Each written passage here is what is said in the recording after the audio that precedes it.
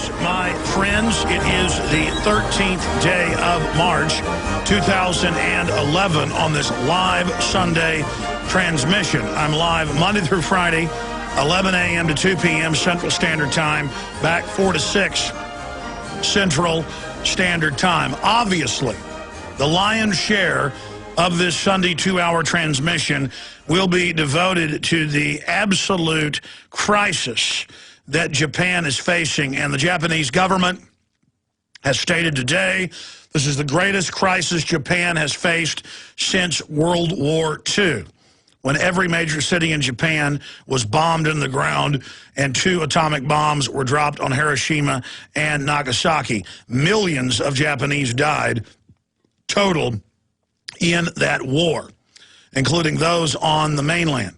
So they are saying this is the biggest crisis they faced in more than 65 years, and there is no doubt. Here's what we know. Top geological surveys in the United States and Japan are predicting more aftershocks. They've had more than 100 earthquakes, many of which are over a 6.0 on the Richter scale, since the massive earthquake that took place Friday in Japan. Then the resulting tsunamis. In one town alone, the military in Japan is estimating more than 10,000 people dead. Just like with the 2005 Indonesian earthquake that was over a 9 on the Richter scale. They're now saying that this earthquake was a 9.1, upgraded from an 8.9. That's double previously what they thought it was. But again, General News is reporting over 10K dead nationwide and growing. Military, they're predicting 10,000 dead in one single town. And what does this illustrate? Life is fragile. The only thing that's constant on this planet is change. How many Greek cities and Roman cities and Japanese cities have been destroyed by earthquakes and by volcanic eruptions? By the way, there's been another big volcanic eruption clearly connected to the gigantic earthquake. Japanese volcano erupts in the southwestern area of Japan, exploding and ejecting rock and ash high into the atmosphere. Japan tsunami survivor found 10 miles out to sea on top of the wreckage of the roof of a house. Of course, the images of fires at oil refineries still burning. The devastation is biblical, obviously, in proportion.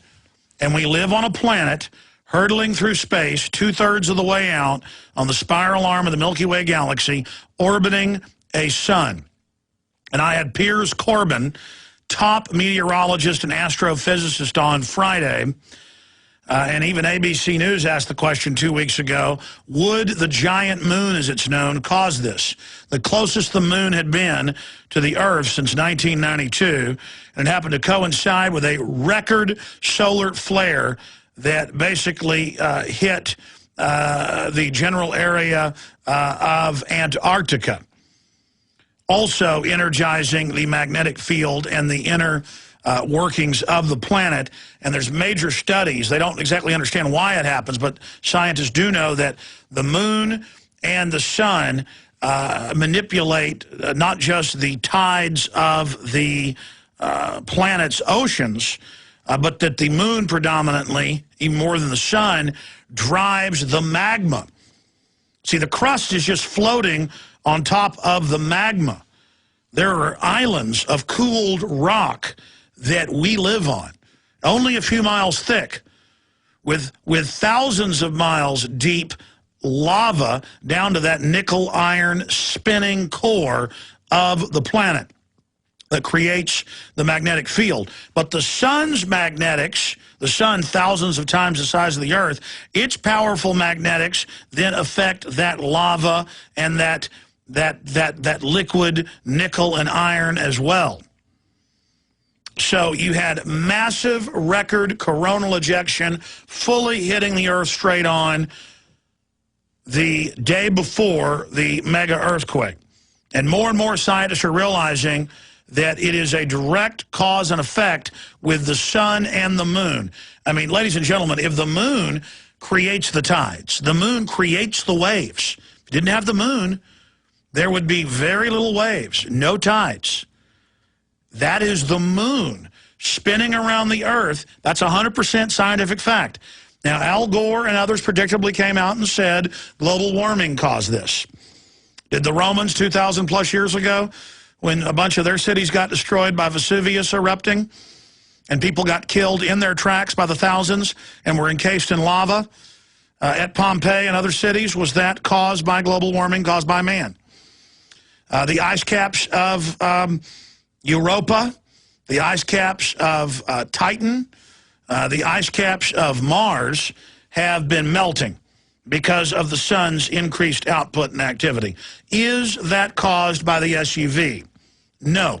It's time to realize that man is tiny and that the real threats that man poses are nuclear weapons, fission fusion reactors, superconducting super colliders, super weapons.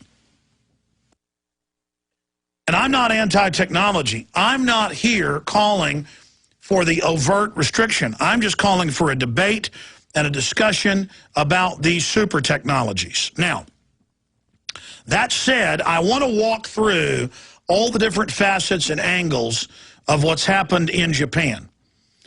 And the fact that volcanic activity is radically increasing, including in the last 100 years that they've been scientifically measuring it, Yellowstone, which is the largest active volcanic caldera on the planet.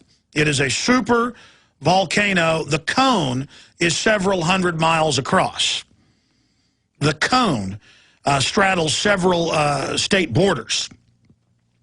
And the last time it erupted, it is predicted that it killed almost all life in North America. Now, man only has records going back vaguely about 3,000 years.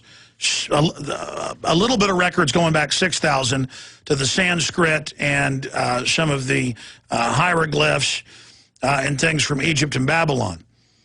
So when scientists believe that we only get hit by giant asteroids every million years, or when scientists believe that mega volcanoes only go off every few million years, that was all changed with Shoemaker-Levy. That was the comet that hit Saturn, what was it, 15, 20 years ago? You can pull it up. Broke into 5 big pieces, blew holes in the Saturn gas giant, bigger than the planet Earth.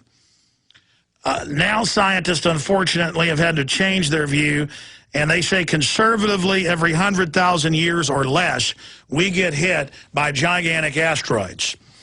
A smaller one has the effect of 30 or 40 high-powered nukes going off. The bigger ones, thousands of nukes.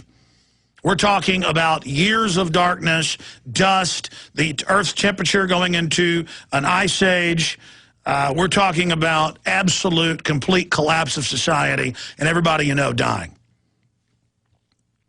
Now, the globalists know this is real, and that's why they've taken several trillion U.S. dollars, we know that's been spent, and built giant underground bases all over North America. The Swiss have built them for their entire population, 2-year supply. In the U.S., the general public is directed to the local sports stadium or underground parking garage as fallout or emergency centers to crawl in and die, starve to death with your family. Though our government has spent more than all governments combined on underground bases, we have no underground bases for the citizens. They're all for David Rockefeller and the rest of them. So I thought I would just add that in there for you. That shows you what our government thinks of us here in Land of the Free, Home of the Brave. They have giant seed vaults. They have giant admitted underground bases near the Arctic and Antarctic Circle.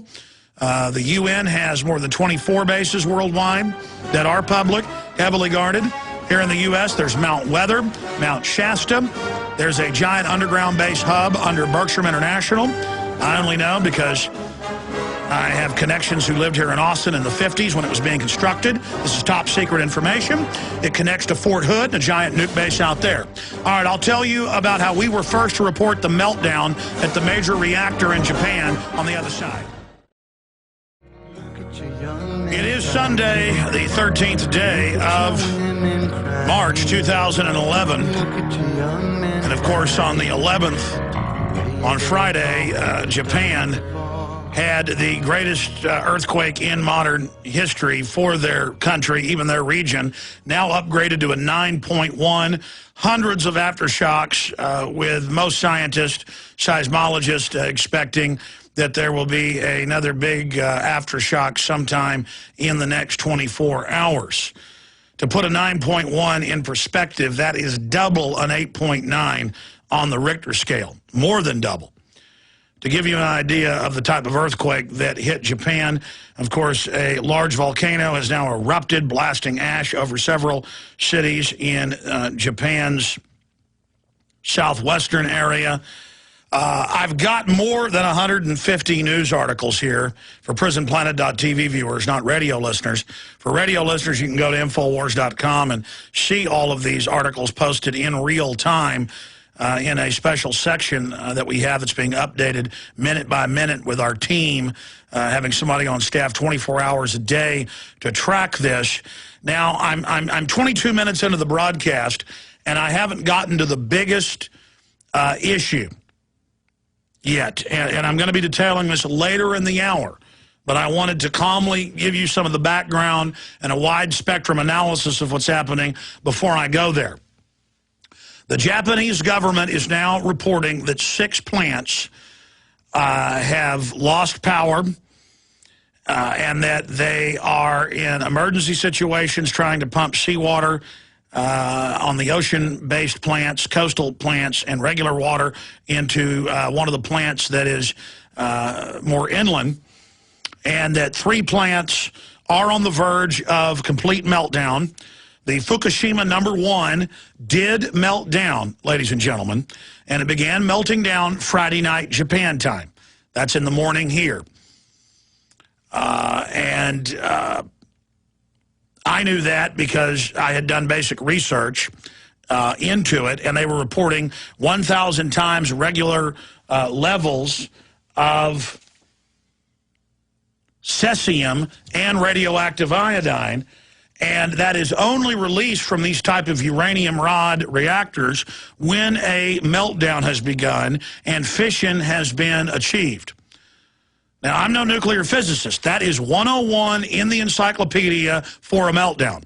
That's what happened at Chernobyl. Now, I had arguments with my writers, proved the information to my writers. Kurt Nemo, Saturday, not mean arguments, but we had debates about it. And I worked with Kurt, and he concurred, and we put out a report first, Saturday morning, before anybody else did. And I just want to point out, we know what we're talking about here, that Fukushima #1 had melted down. Now, it had not exploded yet. Right at the time our article went out, it exploded. That was not a steam release or a hydrogen explosion. And that's now been admitted by the Japanese government that it did indeed melt down and did indeed explode. They first tried to claim, oh, well, that was just the containment facility blew up, but the reactor's fine inside. Sure.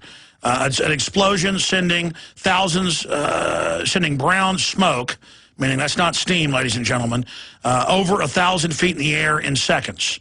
Those towers are 1,000+ feet tall. We looked it up. So within seconds, 1,000-foot tall explosion, a giant containment facility going sky high at the reactor #1. And then the media said, gee, do you think there's going to be a bigger problem now at the plant? I don't know. It just completely explodes, many times bigger than Chernobyl, right in front of you. And they're picking up 1,000+ times the radioactive isotopes 100% associated with meltdown. And now it's admitted the rods got blown all over the place. It's admitted, and now they're saying that's a good thing, and that the engineers actually did that so that it wouldn't completely melt down. And a lot of other engineers have actually concurred with that, that blowing it up would send it in different directions so it wouldn't all melt down into one big blob and really go China syndrome.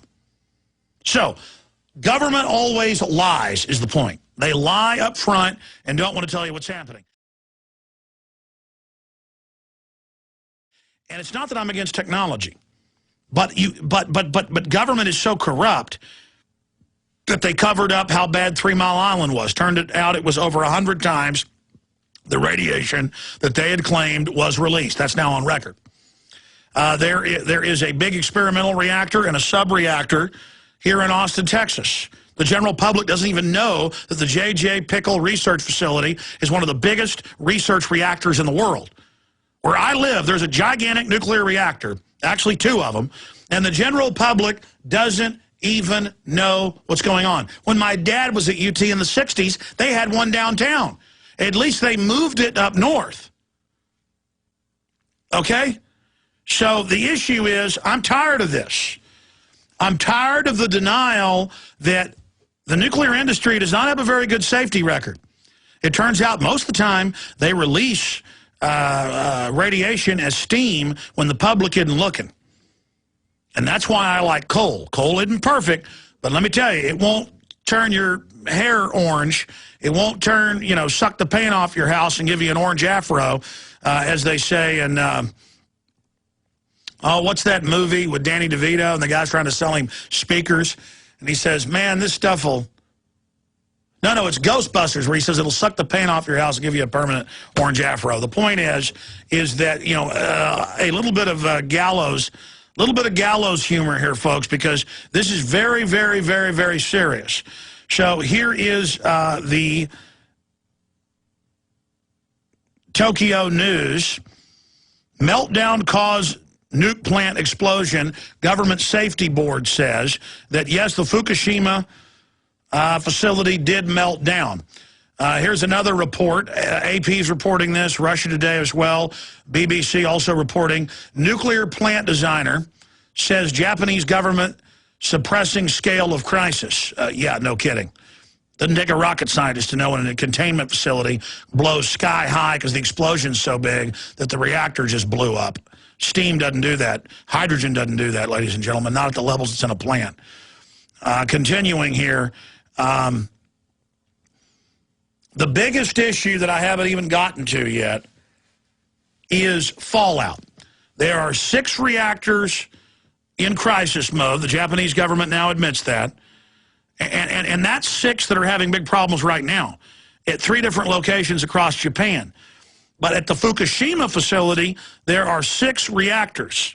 So I would up that to 11 reactors. Because Fukushima is 6. When they say 6, they're talking about Fukushima and 5 others. But if Fukushima is 6 reactors, and then that means they've got 5 more, 6 and 5 is 11.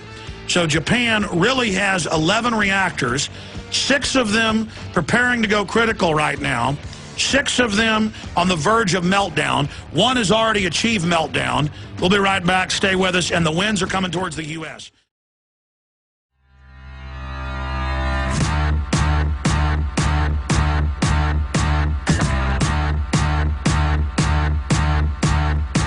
By the way, we're going to be opening the phones up, but I really only want to talk about and hear from you on, because it's so important, and our fellow humans, the Japanese, are in so much trouble. I really want to focus in on the earthquakes, the volcanoes, the tsunami, and yes, guess who is slated to get the first dose in the trade winds and in the jet stream from the fallout of Fukushima #1 that we know blew up and sent its radioactive uranium-laced payload into the atmosphere. Guess who is directly in the trade winds, and above that, the jet stream, scheduled to be arriving here in the next day and a half? You guessed it, ladies and gentlemen. You guessed it. The winds blow from Japan towards the United States west coast. It is going east. So Japan's east is the United States west coast. And I've looked at the trade winds. It will disperse the radiation from within about the area of central Canada down to Southern California. Is set to be getting the fallout from the 1 plant that's already blown sky high of the 6 at Fukushima Reactor 1.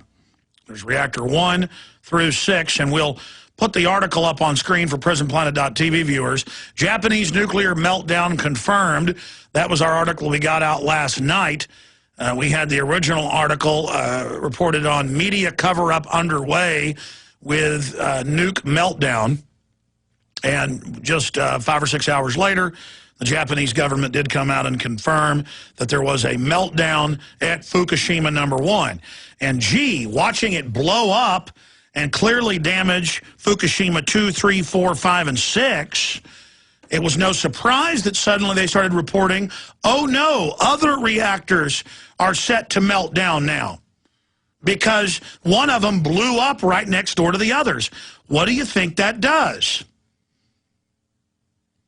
And suddenly they started handing out radioactive iodine to people 6 miles away, then 20, now 50. Now they're calling in 10,000 troops, 30,000 troops, 50,000 troops in full hazmat gear. They're giving the public radioactive iodine because when fission is achieved, meltdown is achieved, then it starts putting off radioactive iodine, and what gland in the body absorbs it? The thyroid. And if you get a dose of radioactive iodine, it kills you in just a few days to a week or so, because your thyroid absorbs it and then literally dies. And you've got a big rotten gland in your body, and then you die.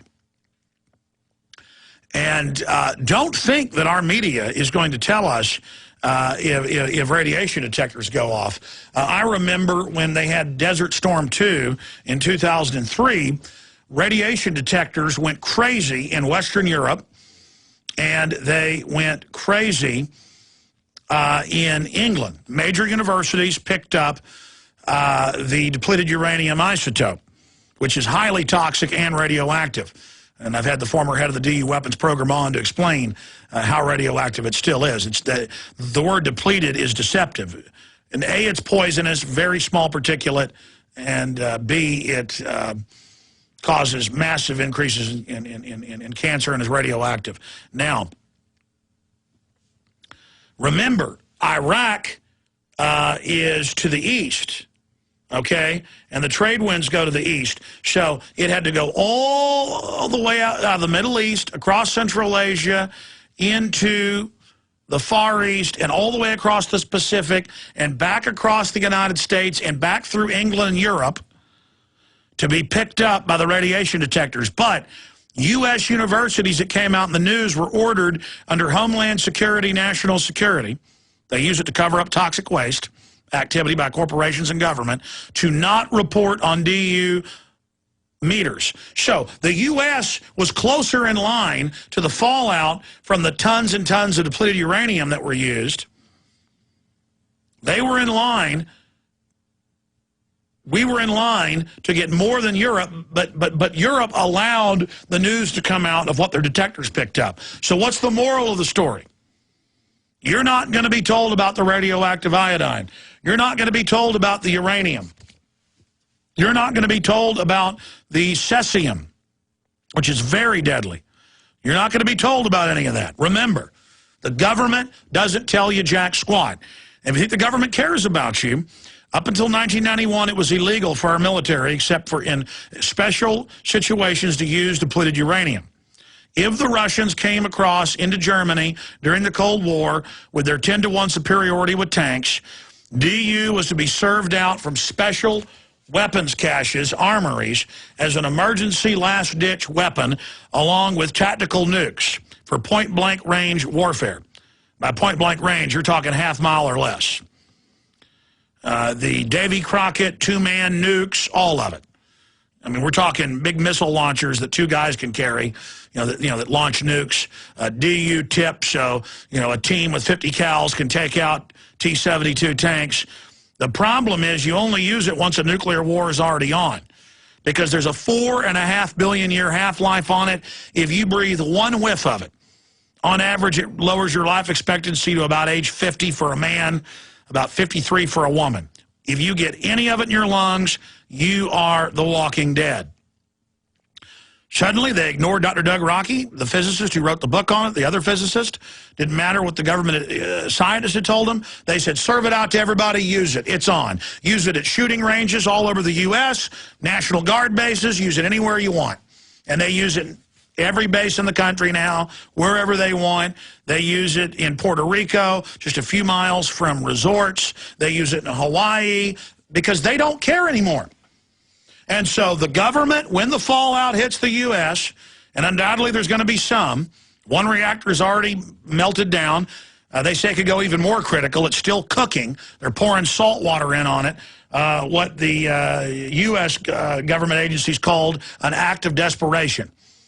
Because it's already melted down partially and exploded. But it would continue to melt down and continue to explode. So water injected into troubled nuclear power plant to avert disaster. Japanese authorities scrambled Sunday to avert nuclear disaster, injecting seawater into the overheating reactors and relieving the pressure inside the nuclear power plant at Fukushima. And it goes on the reports to say U.S. government said that it was an act of total and complete desperation. That's not in that particular article, but I have it here in one of my other articles. So the issue here is you got 6 plants that can melt down. One's already clearly melted down. They're now hinting that 2 others have started melting down. There's radiation pouring out of these suckers. They're pumping it out with in the steam. And here's Japan. Okay? It's to the west of the U.S. East Coast. It's to the west of the U.S. West Coast. And so the trade winds, the jet stream is moving across Japan and lines up to come in at its strongest point. It's about 1,000 miles wide, this particular part of the jet stream. You can just type in West Coast jet stream. And in fact, we'll put it back on screen. We have a NOAA, National Weather Association map. And there you can see Japan to the west, the U.S. West Coast to the east. You can see the jet stream comes right in at around Northern California, Oregon, Washington. That's the strongest point. And here's another problem with these jet streams. Jet streams are between 50,000 and 10,000 feet in the atmosphere, and they vary. And if you look at the maps, where the jet stream comes in at its lowest point, that particular band of the jet stream, is it tends to dump in right over Oregon, Utah, and other western states. So a nice, healthy dose of Japanese radiation coming our way. And the media is not going to tell you, and the FBI and Homeland Security will go to the radiological metering centers and tell them, don't tell the public. We have guns. Don't let the scum know. We'll be right back.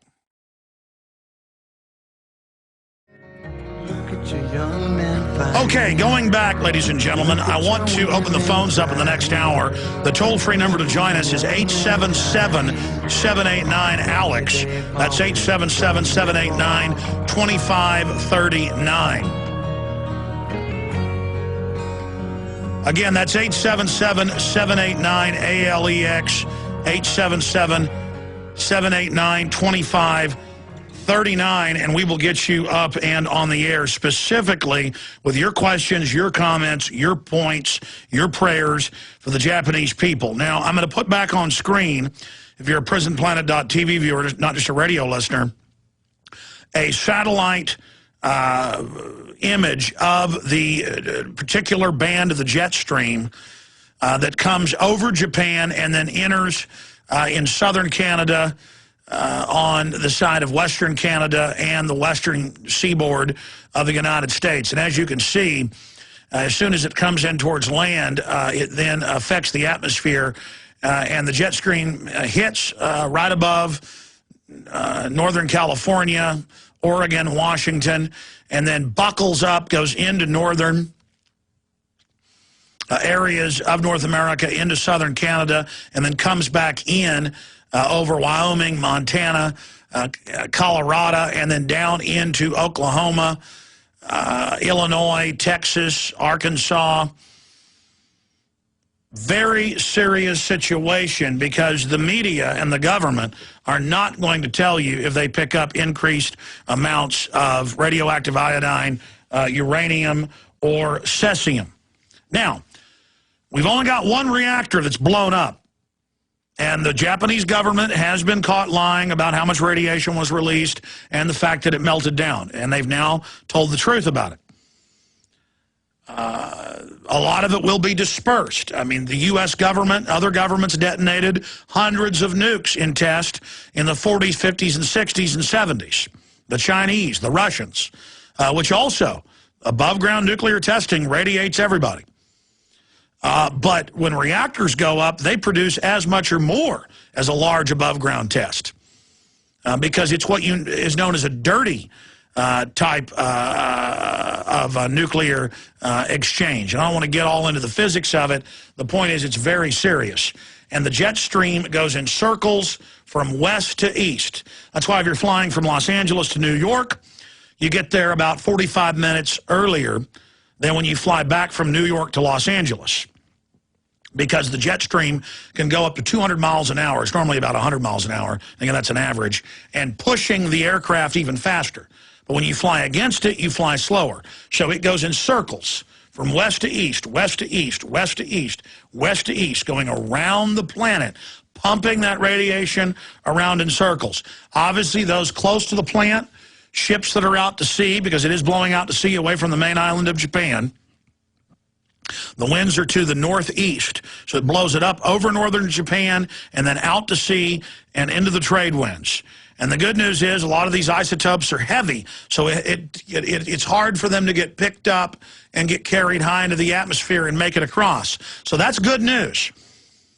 But everybody's asking the question, why has Japan built 51 high-tech reactors on major fault lines and major tsunami lines? They get hit by typhoons. In the Pacific, they're called typhoons. In the Atlantic, they're called hurricanes. They get going a lot faster in the Pacific because it's bigger. Typhoon can go 250. Hurricane only 200. They get hit by typhoons. They are in one of the biggest hot spots, arguably the hottest spot in the world, Japan. That's why they have wooden houses made out of paper, because they don't like, the house falling on them. So, that's what's going on there. Why then did Japan do this? Well, Japan doesn't have any oil. Japan doesn't have any coal to speak of.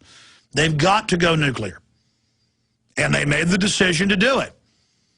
And I think it's crazy that not only did they build it in an earthquake fault line zone, the whole country's a fault. I mean, why do you think Japan's there? It was driven up by tectonic activity. By the way, I've got other reports here. Japan has moved 8 feet.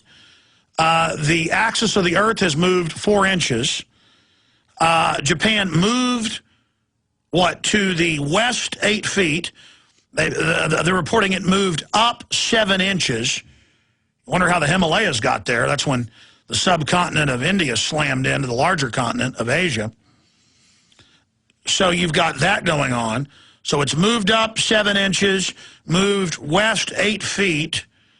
The Earth has changed its axis by 4 inches, the GPS shows. This is a big earthquake. To give you a perspective, a 10 on the Richter scale is lava shooting several thousand feet in the air, tectonic plates breaking up, end of the world type stuff, okay? I mean, a 9.1 is just super, super devastating. And the Japanese are tough, engineering folks, probably because they live under such stress and in such a dangerous environment. And so this is what they're facing. And again, volcanoes are waking back up there and erupting in the south of the country. Everybody's got to be praying for these folks. And I'm not trying to scare people with the radiation fallout.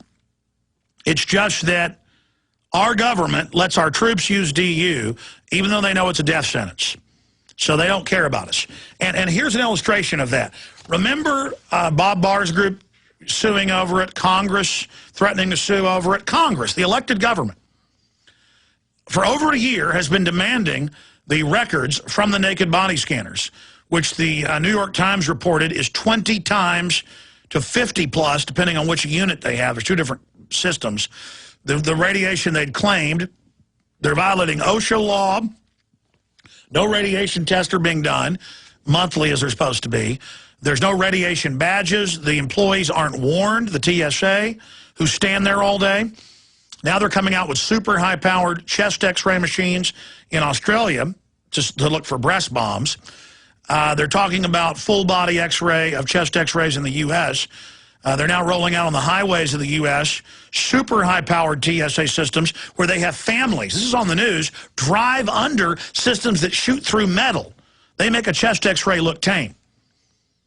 Now, a doctor, a dentist, they got to hide behind a lead wall. And they put lead over your privates. Not in the airport. These guys sit there frying like eggs.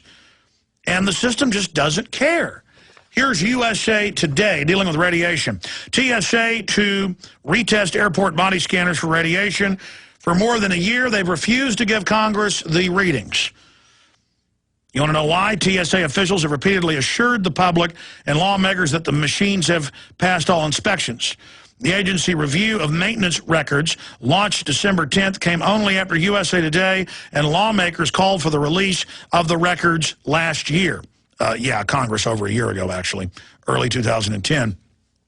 Turns out they were lying, and this is what TSA has not released the records. They're saying, yes, it's 10 times higher the radiation than we thought, but we're not going to release that. We're just telling you, trust us, we're going to retest. They're going to do kangaroo test.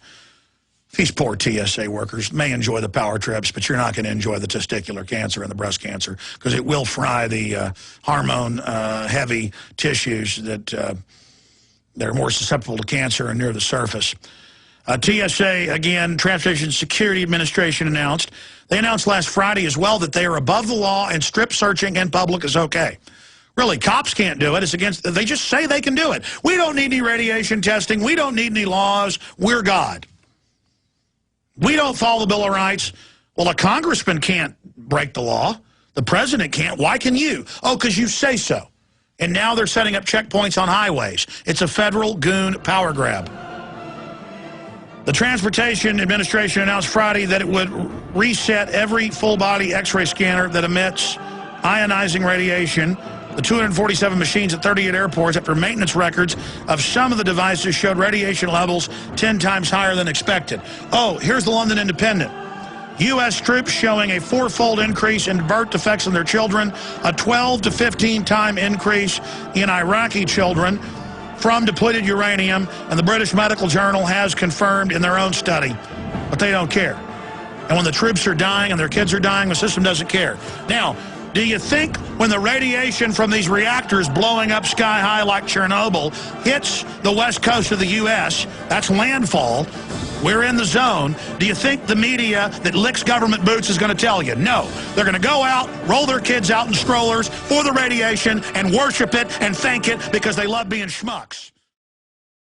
You know, I knew I was forgetting something last hour, and that was telling folks to get potassium iodate, because if all 6 of those plants go down, and the first place that the jet stream and the trade winds below it make landfall is the west coast of the U.S. and Canada, people should be taking potassium iodate. And to show how I'm always giving advice, and I got flashlights and a 3-year supply of food and guns, dug around this weekend, couldn't find the potassium iodate that I've given friends and family over the years. I know it's somewhere in my garage or in storage, and I'm not going to start taking it unless more of the plants blow up or they won't be able to totally cover it up if higher levels of radiation hit. It should be in the next day or so we find out on the West Coast. So we got to watch that. I want to go to your phone calls, the number to join us. We hadn't opened the phone system up yet when I gave it out 15 minutes ago. It's open now. If you want to try to call, 877-789-ALEX, 877-789-ALEX. If you want to get up and on the air. Don, Habu, and others, we're going to be going to you here in a moment. And I'm also going to get into some of the economic developments, big developments in Libya and North Africa later in the hour. But right now, let's go to Don in Michigan. Don, first caller of the day. Welcome. Hey, Alex. Good to talk to you again. Good to talk to you. What's on your mind? Well, I just want to, you're talking about the government's not going to tell you what's going on or what's coming to you. The sad thing is, I was in Desert Storm in '91, and even when I read the Stars and Stripes, the sad thing is I even was skeptical about everything they were saying. And, you know, you feel like you're doing right for your country, and I was proud to serve. You know, I was glad for what I was doing. Well, you wouldn't believe that the people running the government would do something like that. Well, but I always had it, even then I had it in the back of my mind. And I've only been following you for the last couple of years thanks to a friend at work. And just to info you, PrisonPlanet.tv member, and I've given out about 800, pushing 800 DVDs right now. But my point is, people just have to wake up. I talked to somebody at work the other day, and I have the new iPhone, like you said. You know, everything's used for something. But I just had to laugh because this guy was showing me how he had apps for a canned air horn and apps for this. And my apps are GCN and your show. And, you know, lucky for me, I get to listen to it every day. I feel like I'm missing something if I don't because I can't stand not knowing what's going on. But I guess my biggest point is people actually literally still trust in the government and thinking everything is going to be okay. And I keep trying to tell people, you know, I'm buying food. You know, I'm just doing the little, not little things, they're big things. And you're going to see how big they are when you need them. But I just wish people would really wake up. And one thing I wanted to point out that scares me the most, I don't fear collapse in the concept of the collapse. I fear it for the laziness and the unintelligent people that when it does happen, it's not going to be like a band of people grouping together like you would see in other countries. No, it's going to be a dangerous horde, at least some people, of zombies. Whenever you watch Black Friday, you know, where people don't have any sales tax day, there's always riots and death and stomping over discounts. And remember, 90% of people were self-sufficient and rural during the Great Depression, and around 7 million starved to death. Major university studies estimate. Imagine 90% not being self-sufficient. It's the opposite today in being urban. It's a dangerous recipe, but that's what the Second Amendment is there for, Don, is to protect us from the zombie hordes. The problem is the government is going to organize them, you know, the gimmies, into a group of people as society does unravel. And look at the Japanese. 2 days into this, they're already running out of food and water. They're not prepared. And the only thing that's constant is disasters, is problems. People never believe it when they have an earthquake or a flood or a wildfire. They never want to believe it. Don, good to hear from you. Habu and others, your phone calls are straight ahead, 877-789-ALEX, 877-789-2539. And we will go to your phone calls on the other side of this quick break. And we're going to continue to break down all the big developments happening in Japan and how serious is the radiation cloud coming towards the western coast of the United States from Japan.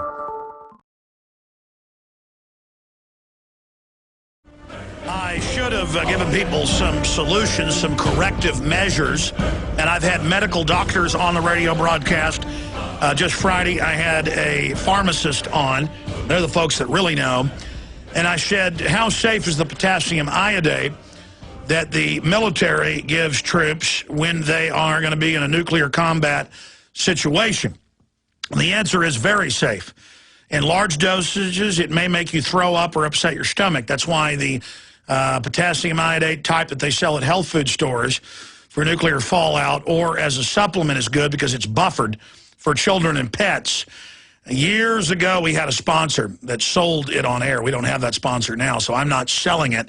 I am saying you should get out there and get it, because even if there isn't a lot of fallout that's going to hit the U.S., and we are the first country of call, along with Canada, the jet stream that goes over Japan, with that reactor that blew up and melted down yesterday, and 5 more, actually 11 more, because there's 5 more just at the Fukushima facility. Okay, and then 5 more after that, and one's already melted down. That's 11. One's already melted down and blown up. They tried to cover it up. It's now admitted it blew up, but they're trying to play that down. Radiation off the chart. All the isotopes you're going to find with that type of reactor going critical and melting down.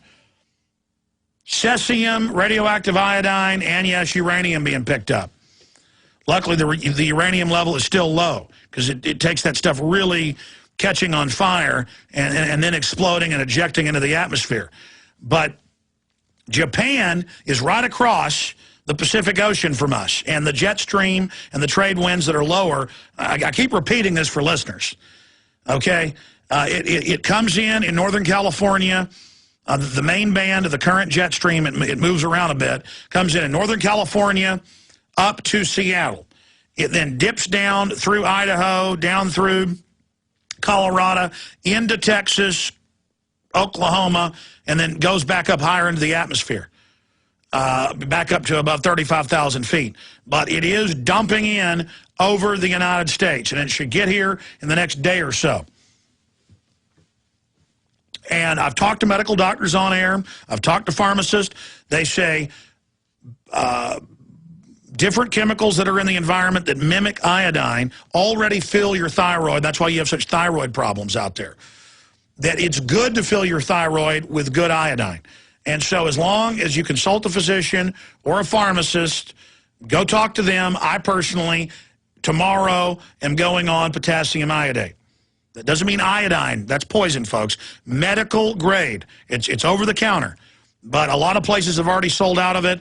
Japan is running out of it. That's in the Associated Press. The government's trying to hand it out to everybody. Here, it's going to be much lower levels of these radioactive isotopes, but the media, I'll guarantee you, is not going to hype this up and tell you as a precaution. You're not going to be getting huge, deadly dosages of it, but none of this stuff's good for you. You get a certain allowable amount of different radiation every year, and it's in the environment. It comes in out of space. It comes in off the sun. There's different types of it. What do you think burns your skin, folks? Ultraviolet radiation. But in that wavelength, it's also carrying all sorts of other radiation. And that's one reason we get cancer, is it breaks down our DNA. So you don't want any of that uranium, any of that cesium, any of the radioactive iodine, because it goes right to your thyroid and builds up in there and causes problems. So that's what I would do for myself. That's what I'm doing. I already owned it. And it's got basically an endless shelf life.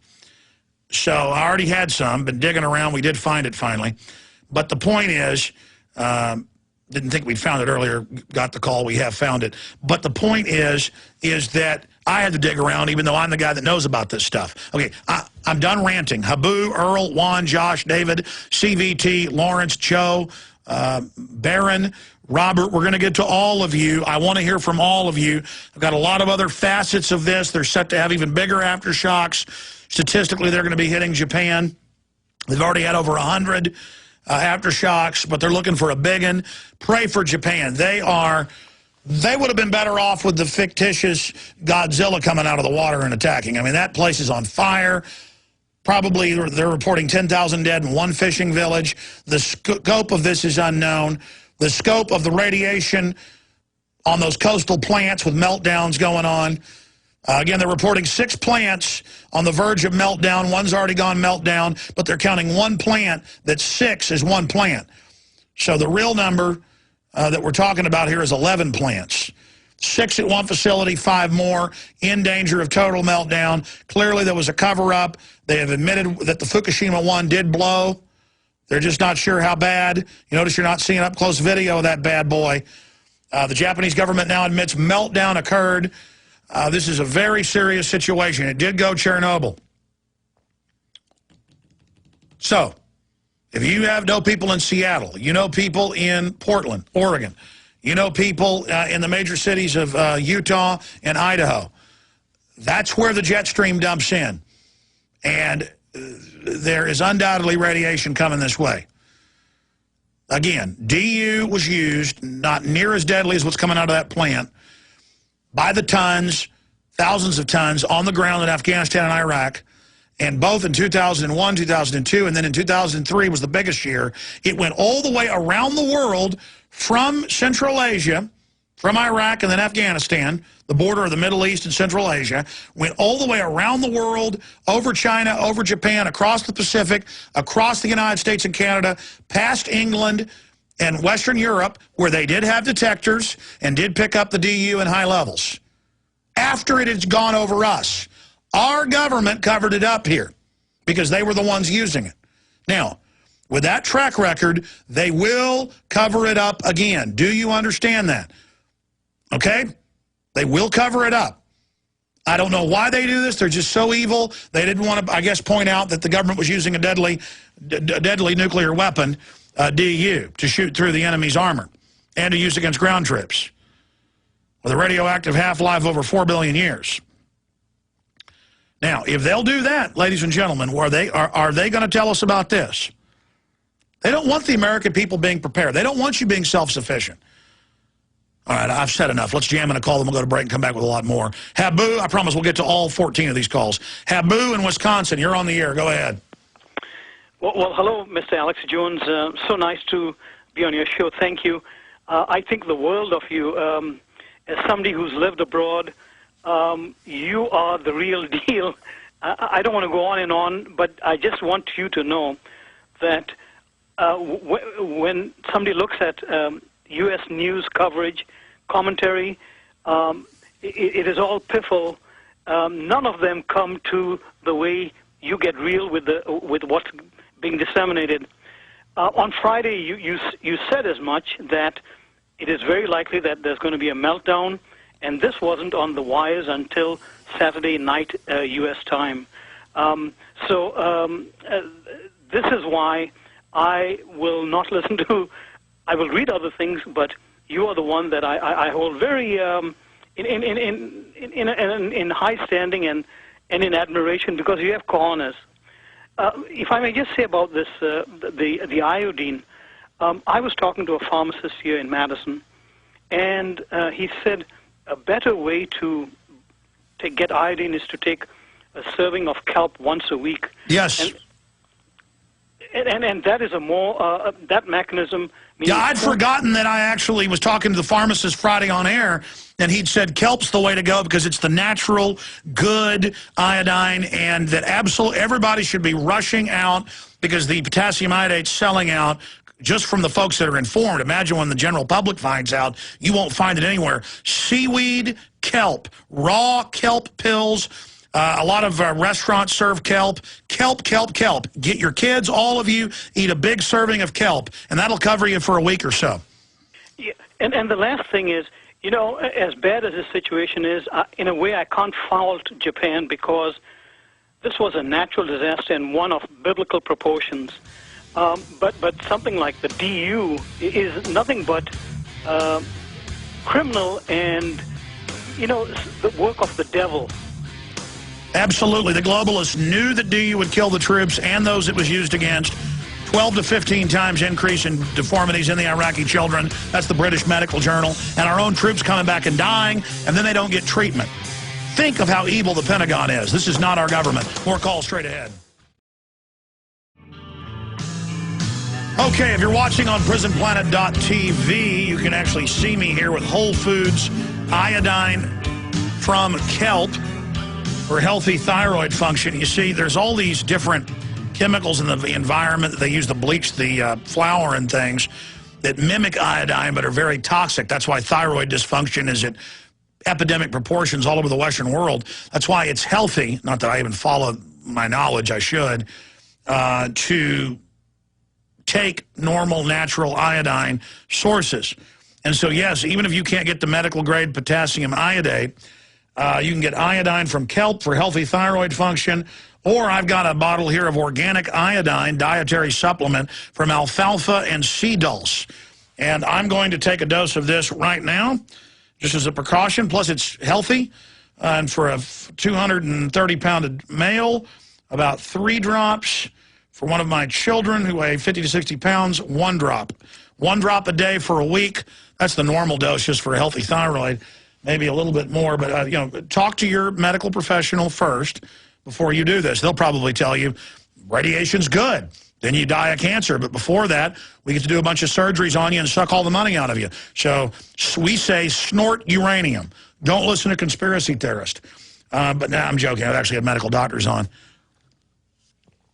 Iodine. It's funny, Morton salts, when it rains, it pours, you know, little girl with the umbrella. For 50 years, they've put iodine in it. They've pulled it out. something that's good for you, but then the government puts sodium fluoride in your water, which the American Medical Association and Dental Association admit cause bone cancer and don't help your teeth. So I'm drinking my iodine. But consult a physician first. Don't follow my directives. You know, I say buy gold when it's $250 an ounce. It's $1,400. I said they were going to start devaluing the dollar. Wall Street Journal on Monday said we're going into a total depression, basically, and that the dollar's going to die. I mean, you don't have to listen to me. I was listening to a local money talk guy named Carl Stewart. Been hearing him for over 15 years on the air locally. Nice guy, good guy. And he was basically saying the U.S. is bankrupt either way you slice it, and that the bankers have done this to us. But he didn't go forward and say, write off the $1.5 quadrillion, we don't owe it, say no, abolish the Federal Reserve. That's how you fix it. You don't let the Federal Reserve pose as the next savior. But as an illustration of the canary in the coal mine, the fact that mainline financial people are finally getting it shows you where we've gone. What did Joseph Kennedy, the father of JFK, say? He was a big stock market guy. With all his rum money he'd invested from the Prohibition, all the hundreds of millions he made. And he said, well, one morning I got advice from a shoeshine boy on what stock I should buy. And I saw everybody buying stock. They were selling stock with cereal boxes. And he said, I figured it was time to get out. Well, when mainline financial advisors start admitting we're going down, I mean, you know what that means. Earl in Indiana, then Juan, Josh, David. Earl, you're on the air. Go ahead. Hey, Alex, nice to talk to you. Nice to talk to you. Had a couple quick comments to make. One of them was the coup de grace shot of the salt water into the reactors. That's a real sign of their desperation. And another thing that was thought you might have some comments to make on would be, you know, they've lost a large part of their electrical power supply for the whole northern part of the country. It runs off 50 hertz. The south is 60. That's not gonna. There's no short-term solution. Yeah, Tokyo's got 4 million people without power alone. Yeah, that's good. I haven't seen anybody really discussing the horrifying effect it's going to have on the economy. You know, the Japanese economy. And then I noticed that when that building blew up, they come up with the hydrogen thing. That may be or may not, but if the reactor was to melt through with all that water around it, it would be just like putting molten steel on water, which causes instantaneous steam in a... Well, sir, let me just be clear, Earl. Let me just be clear here. Steam would be white. This was gray and brown. The giant 20-plus foot thick steel rebar enforced containment facility blew into pieces sky high. And just to be clear, they admit it began, now we know in hindsight, melting down Friday. Well, again, when they admitted they weren't pumping water through it, it was going to melt down. The question is, would it go critical and then explode and eject the rods everywhere into the atmosphere like Chernobyl with a 1,000-plus mile plume? This is on the coast, and so all that stuff went off the coast towards the United States. Just a little news flash, because the wind's going northeast, but then it goes out to sea. Most of it will go out to sea and then onto our tables as seafood, unfortunately. But you've got a good point, Earl. Finish up.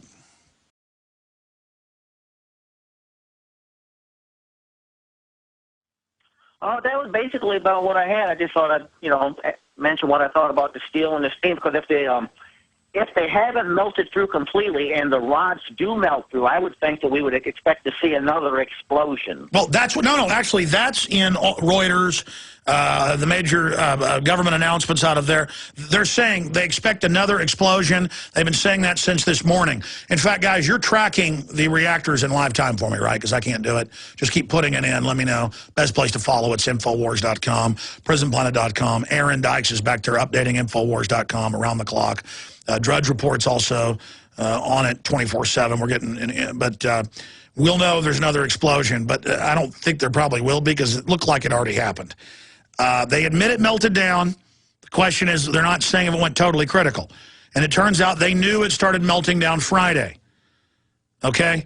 Juan in New York, you're on the air. Welcome. Yes, Alex, mi amigo. I call you mi amigo, a true friend of God and mankind. I thank you for what you're doing here, waking people up. I've been a listener for a couple of years now, and I just thank God for you. We're praying for you and your family. And the United States, the National Day of Prayer is coming up. I pray to God that you continue on your journey, waking up people as much as you can. I did work for the government, removing depleted uranium. The government is nothing but a bunch of liars and deception. And I hope America wakes up and understand what you've been telling them, to wake up and understand that we have to take matters into our own hands and wake up as many people as possible. I did work for the Department of Energy and the Army Corps Engineer. We cleaned up a plant over here that they used depleted uranium, and it went on for 15 years.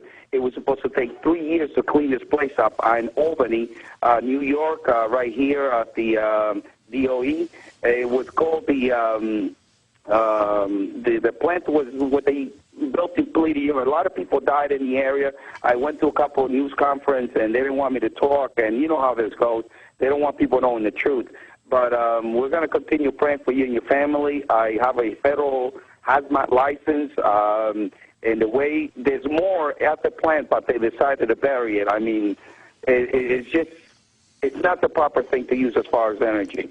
My advice to the United States of America, I'm going to wake up as many people on that coast, it's to have your car full of gasoline and head south if you have to, and just get out of the zone, with the fallout zone. So, do you agree, from working for the Department of Energy that's over all the different nuclear programs, that they will probably lie and not tell people about how severe the fallout's going to be? Of course, Alex, this is what they're about. They are nothing but deception. And, you know, they are, Jesus said that the enemy is the father of all lies, Satan, and that's who they work for. All right, thank you, Juan. So Juan agrees they're going to lie.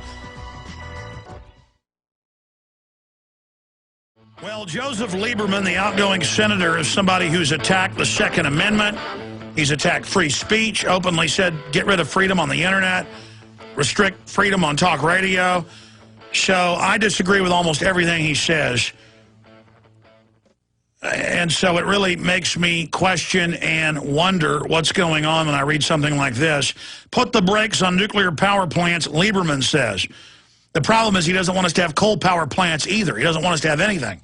If we had a choice between coal and nuclear, I'm for coal. And if we don't build nuclear power plants on fault lines in Japan, who has 9.1 earthquakes, I mean, yeah, there shouldn't be nuclear power plants in California like there are. Why is anyone building them on fault lines? Well, what's Japan supposed to do? They don't have the power. They don't have oil. They don't have their own coal. We do. We do. And I'm not for completely shutting down the nuclear energy. But wind power doesn't work. You can't control it. You've got to have a continual source. All right, I said I'd go to your calls. Here are some of the headlines right now. Japan battles nuclear meltdown. Biggest crisis since World War II. Races to avert multiple reactor failures. Yes, 6 of them. Injecting seawater at Fukushima facility.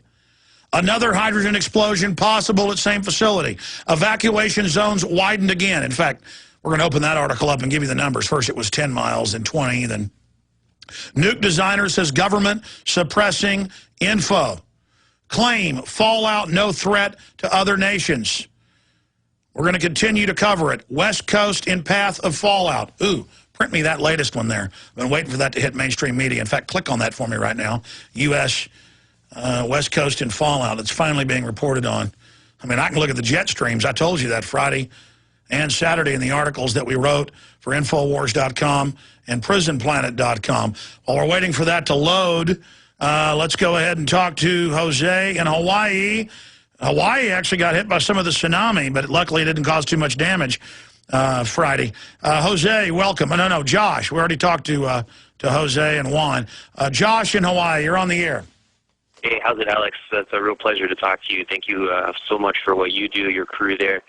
And thank you for also waking me up. And I want to just say a quick thing to all the other listeners out there. If you are just listening to this information and not doing anything about it, and I'm not talking about just this crisis, but everything that comes out through these channels, and you are not doing anything, then you're wrong, because it's one person to another person to another person. And just like you said, Alex, taking steps to go out and help other people, inform them, simple little things, really start to make a difference. So thank you for inspiring me and helping my comrades to do the same. Well, listen, we're all in this together, Josh.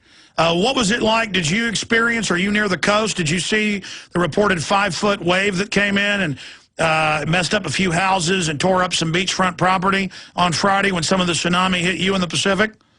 Yeah, it was pretty trippy, and that's actually one of the things I wanted to talk about. Fortunately, obviously, you know, the worst was not had, but I was actually in class, and they went ahead and said, hey, we got to evacuate, there's tsunami warning.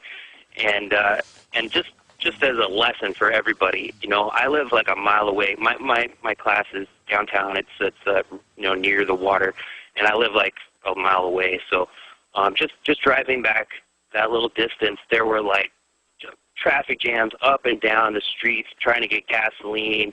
My neighbors everyone's out in the streets, like you know, panicking, rushing out to get water. The shelves are empty. Car wrecks, all sorts of stuff, and that was like in one little mile journey back home. So please, everyone, you know, let this be a lesson. It sure was a really good wake-up call. You know, again, please, you know, take action now. You don't want to be waiting before it's too late. I mean, it's already a little too late in this one as far as some of those things go. I was able to go out and get some kelp. All the potassium iodide was sold out, but I got some kelp, and I think that'll be, you know, good. But yeah, it's been a little crazy, but obviously nothing like what Japan has had. But if I could just say one more thing, Alex. Sure, and then I got to jump because I got to get to everybody, Josh. Okay, thanks very much. Last thing, people, please take. I cannot believe the mainstream media. The first, I could not find an article. The building had exploded, and they're like, well, yeah, don't worry, it blew up, but the steel box around it is fine. And I could not find one article that just did the common sense question of asking, now wait a second, if the pressure came from inside the reactor, how did the outside blow up but the inside is still fine? So just another thing to discredit it. Please keep up all the great work you're doing. Thank you so much, Alex, and we'll keep fighting. All right, thank you so much, Josh. Yeah, at first they were like, the building collapsed, but it didn't hurt the reactor itself. The containment building collapsed. No, it didn't collapse. Pieces of it shot over 1,000 feet in the air, and it completely blew up. But they're like, don't worry, the reactor inside is just fine. And I'm like, no, massive meltdown, massive meltdown. And now they admit meltdown. I've studied nuclear reactors, okay? I've interviewed nuclear physicists repeatedly. I've interviewed nuke designers. You know why? Because if I'm going to live in a city with 2 nuclear reactors in it, by the way, both experimental, those are the most dangerous type because they're in there turning them on and off, manipulating them, doing tests. That's most of the danger is when they're turning these things on and off. If they're going to have 2 reactors in Austin, I'm going to research it. And the average, every time idiots call me and say there's no reactors, because they don't want you knowing, okay? The J.J. Pickle Research Facility, okay? I'm done talking about it. The point is, of course it's a meltdown. Of course now 6 are about to melt down. All 6 are probably going to melt down at Fukushima. You think one of them blows up sky high? It's been hit by a tidal wave, a tsunami. It's been hit by a 9.1 earthquake. Now one of the facilities is blown up. Looks like a 50,000-pound bomb airstrike couldn't do that. I mean, a giant facility, boom! Pieces of it flying thousands of feet in the air. What do you think's going to happen to the rest of the facility? When the power gets turned off to those things, those things were at full capacity operating when the earthquake originally hit. They're covering up what's going on, ladies and gentlemen. It's going from bad to worse. I'm just going to prepare for the worst, folks. Hope for the best. Prepare for the worst, because it looks like the worst is happening. Look at Japan. Look at Japan. They're now reporting reactors all over the country are going haywire. All right, now I'm ranting. I'm sorry. It's starting to get to me here. David in Illinois, you're on the air. Welcome. Hello, sir. First-time caller. It's an honor to talk to you. Welcome. I just had a comment and a question. I just wanted to let everybody know that FEMA is conducting its largest exercise in May. It's called National Level Exercise 2011. It's absolutely, and it's in the Madrid fault line up in the corner of Arkansas and Kansas, and they even ordered extra body bags and emergency preparedness for a big earthquake, but I certainly hope it doesn't happen. Right. I live in one of the counties that's going to participate in Illinois. Well, for those that don't know about it, tell us about it. It's just, yeah, it's on, I think, May 16th through the 20th, and it's a Congress-mandated exercise that we're going to have all local police and just everybody, participating in it. And it's, I don't know, when I first learned about it, it kind of freaked me out. Well, here's the deal. Yeah. Here's the deal. Obviously, my phones have blown off the wall. When we're not on air, the comment line is ringing nonstop. I'm getting hundreds of emails a day that I see, comments all over Infowars.com and PrisonPlanet.com saying, Alex, why aren't you talking about the fact that HAARP could have done this? Yes, the U.S. government's looked into earthquake weapons. Yes, HAARP is involved. I've interviewed the director of HAARP on air. Yes, they can create earthquakes. That's even in Haaretz. The Israelis have studied putting nukes down mine shafts to create them. In the 50s, the U.S. government looked at it. That's mainstream news. But the sun and the moon manipulate our tides and our magnetic field. Japan's always had real earthquakes. They just didn't have nuclear reactors there, 500 years ago when they were having, giant earthquakes. So this stuff happens. And so I just can't say it's the government because even though Secretary of Defense Cohen, and when we come back, Secretary of Defense Cohen warned of earthquake weapons. This was in April 28th, 1997, Army Times. And he said, yes, our government and other governments have tectonic earthquake weapons. So we have to look at that. But Mother Nature's got her weapons, too. And believe me, they're bigger than the globalist.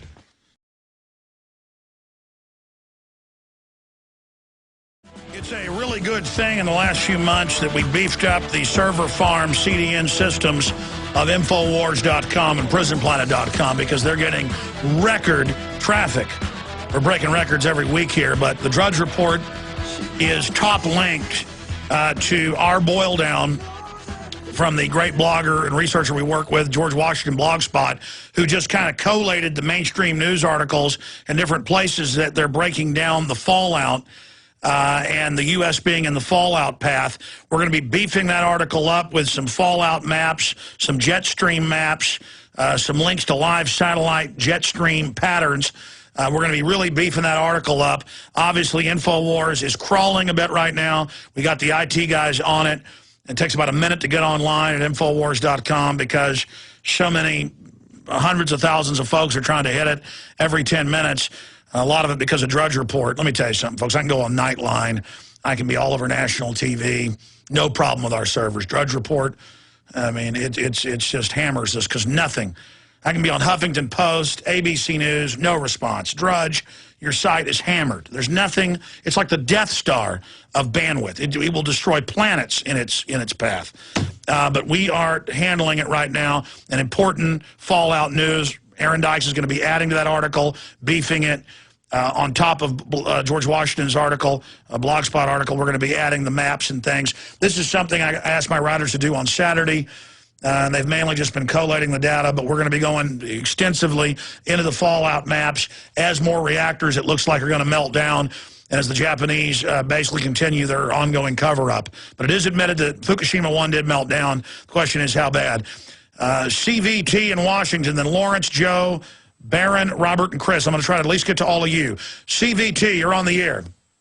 Yeah, I would just like to start out to say I really appreciate your news broadcast here. It's the only way I get the real truth. Dittos to you, brother. What's on your mind?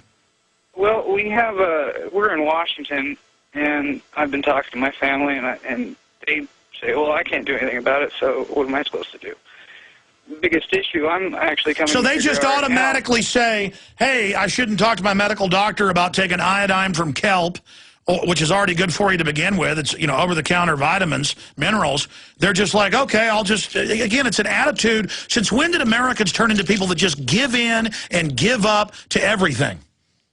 the 70s, because that's when they really got their hopes dashed to protesting against Vietnam. But that's beside the point. My other point is Washington, California, Oregon, and Hawaii are some of the breadbaskets of our nation. We're going to get our food from there. What do you think is going to happen to the food supply? Well, Hawaii's more south. It is not anywhere in line for any fallout, and I appreciate your call. This is, even of all six at one plant and 5 others, if all 11 plants blew up, it'll be a lot of radiation, it'll be bad, but it's not going to kill everybody overnight. There'll be more deformities, you'll get more cancers that pop up, like folks in the areas in Nevada had increased cancers from nuclear testing. They said, oh, it's good for you, don't worry. You know, it's like Madame Curie died of radiation sickness. She invented X-rays.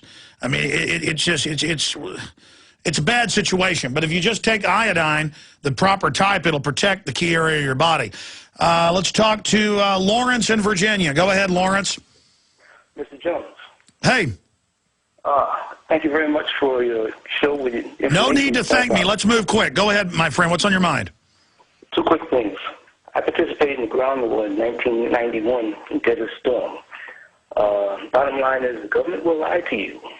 I've been in the Air Force before that. I knew about defeated uranium weapons, but I didn't know how dangerous they were until somebody informed me prior to going to Desert Storm. You're not even supposed to sit on the Abrams Sabo rounds in the in the aluminum cases in the tank. You're not even supposed to sit on them because there's so much radiation per hour it fries your testicles. Sorry, go ahead. That's in the Army manual. Yes, it is. And by the grace of God, I'm still healthy. Well, the point go ahead. Well, the point I really want to make is that in light of these the government not wanting to license any more coal reactors, coal plants. Yes, that's in the news. They're going to shut those babies down, and now Lieberman's saying no nuclear power, so I guess we're not going to have anything.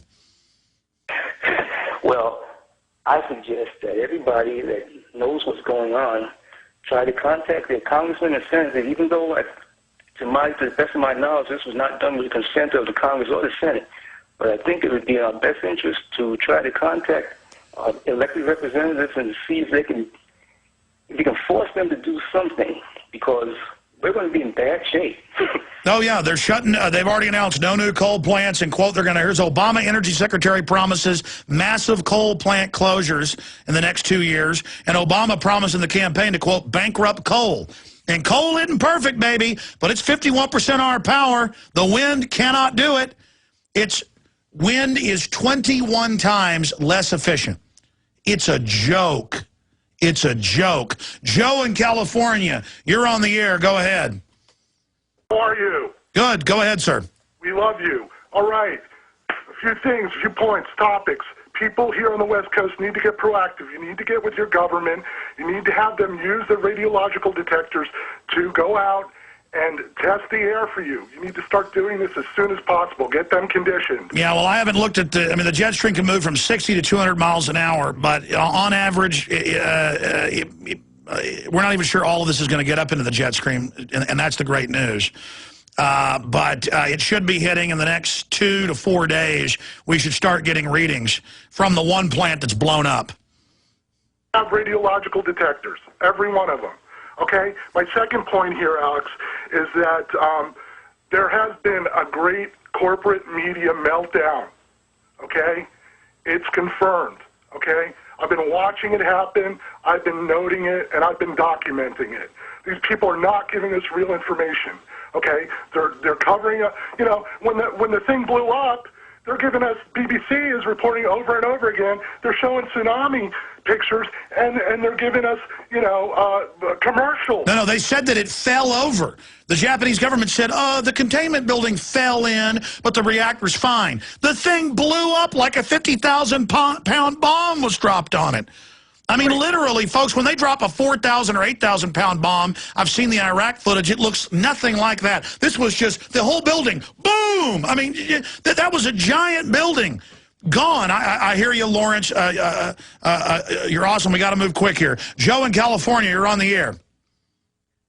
Okay, I already went to Joe. Sorry. Barron in Alabama, you're on the air. Hey, Alex, how you doing? Actually, my name is Baron. We spoke a couple times already. Welcome. Basically, you answered one of my questions already before about about ordering potassium iodate. My main question now, a little more complicated. You may want to get into it tomorrow. So basically, the bottom line is, do you think that there's any globalist hand in what happened as far as it relates to the economy? Because they're talking about how, Japan, the economy, the Nikkei is already looking down 2% in futures before the market opens. Now, yes, this will drag the world economy down further, just like the turmoil in the Middle East. The good news was the Muslim Brotherhood Day of Rage was not as bad as they said it was going to be in Saudi Arabia. And Muammar Gaddafi is defeating the globalists right now, one devil defeating other devils. But yes, this will drag down the world economy. There is no doubt this will be another problem. My larger question was in the sense that you had Lindsey Williams on talking about how basically the euro would pop before the dollar, right? So the money coming out of Japan, whether it's stocks or bonds or whatever it may be, that's got to go somewhere. Now, commodities pulled back the last couple of days. So where do you, my question is, you may want to get into this tomorrow, but where do you think that this could drive that if Japan pulls us? The world economy. Well, I mean, I've been following what analysts I admire are saying, and they think it'll overall be a further drag on the world economy. And I appreciate your call. It's really too early to tell, but Japan is the greatest industrial center in the world per square mile. It has the highest IQ per citizen worldwide, by the way. And it is a real engine of industry and innovation. And it is in deep trouble. But humans do well under incredible stress and adversity, though. I mean, they had atomic bombs dropped on them, folks. I think the Japanese are going to come back stronger out of this in the end. It is adversity that makes us strong, as Victor Hugo, the French philosopher, said. Adversity makes men, prosperity makes monsters. We have been prosperous in America so long, we've become decadent monsters. Our forebears went through living Hades to come here, and that's why they were such men. And so pray for Japan, but as Nietzsche said, that which does not kill us only makes us stronger. And as Mark Twain said in the beginning, a patriot is a scarce man, hated, feared, and scorned. But in time when his cause succeeds, the timid join him, because then it costs nothing to be a patriot. The timid join him, because then it costs nothing to be a patriot. See you back live tomorrow, 11 a.m. Central, Infowars.com. Visit Infowars.com and PrisonPlanet.com. When you're on the site, you can also tune in 24 hours a day to my daily radio broadcast. There's also a free iPhone app to listen to the syndicated radio show when and where you want.